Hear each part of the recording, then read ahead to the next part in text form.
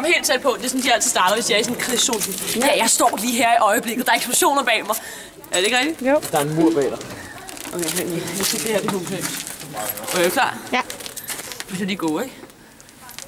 Okay. Jeg står her midt ude i ingenting. Bygningerne tårner sig op over mig. Det er så farligt. Vi er midt i 20'erne. Gangstermiljø. Det er drama. Herovre bag mig, der står skuespillerne fuldstændig ude af kontrol med sig selv. Hvis I ser, hvordan de simpelthen fuldstændig koncentrerer sig om det her og gå ind i rollen. De vil bare ind i den rolle, ikke? Og de står her og opvarmer, du kan se herovre.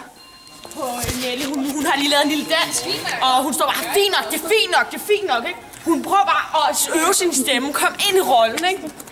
Og herovre har vi Miranda. Hun tror, hun er sej, hun står bare lidt alene.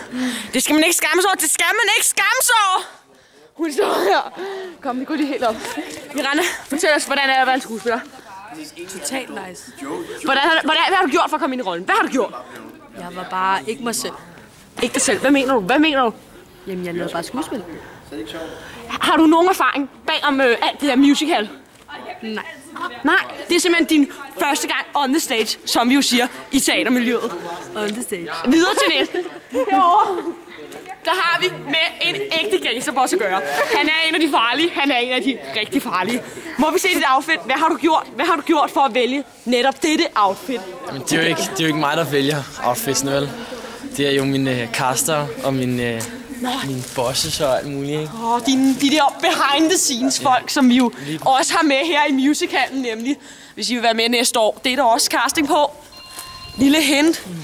Ja, og hvad har du gjort for at komme ind i netop din rolle? For sådan at blive den hårde.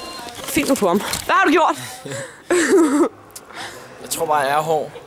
Du er bare hård. Bare sådan generelt. Er naturagtig. Bare hård natur. Og tror du, det er derfor, du netop er blevet castet til denne rolle? Ja, det tror jeg. Okay, må jeg spørge om ting? Bare lige sådan en info til vores seere derhjemme. Farver du dit hår? Nej, det gør jeg ikke. Er det simpelthen naturligt? Fra fødslen? Det er jo lige blevet spids på. Eller bang. Det er jeg fandme glad for. Yes. Har du noget, du lige vil sige til alle fansene derhjemme i stolene? Sofaerne? Børn, kom og se mig i min musical.